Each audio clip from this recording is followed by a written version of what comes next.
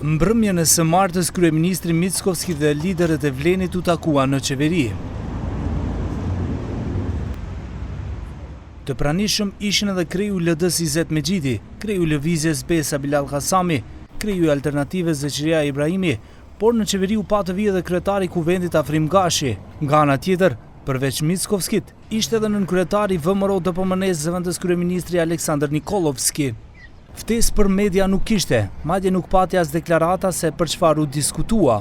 Burimet qeveritare thanë për mediat se takimi ishte konstruktiv, në frymë miqësore dhe partneriteti. Sipas asaj që u komunikua, është biseduar për të gjitha çështjet e reformës, luftën kundër krimit dhe ndryshimin të sistemit që e lanë BDI dhe LSDM.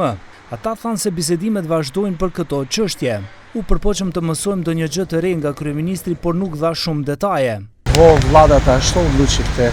Pa imаше брифинг кој што е прилично точен на тоа што се случуваше.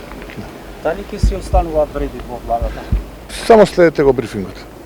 Krejt këto zhvillime po vinë pasi Arben Taravari nuk është më pjesë e Vlenit, por ai dhe zyrtarët e tjerë të ASH-s vazhdojnë të jenë pjesë e ekzekutivit. 3 liderët e Vlenit këmbgulin që ASH-ja nuk duhet të jetë më në qeveri. Për këtë dje dhe sot kanë vazhduar përplasjet mes tyre përmes rrjeteve sociale.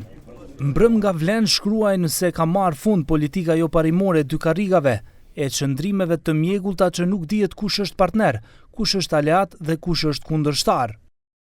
Politika nuk është gja e as peshkim, por ka parime dhe vizionove prim. Kush nuk i ka këto virtyte, vështire ka të vazhdojë në Vlen.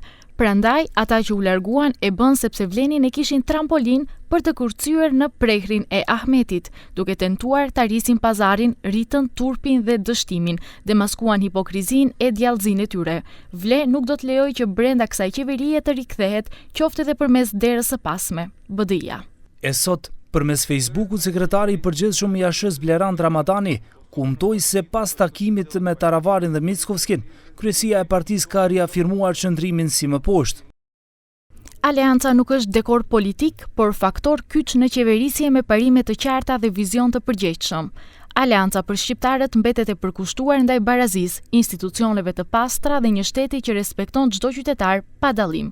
Kjo qasje nuk është e re për ne, por pjesë e ADN-s politike të Aleancës për shqiptarët.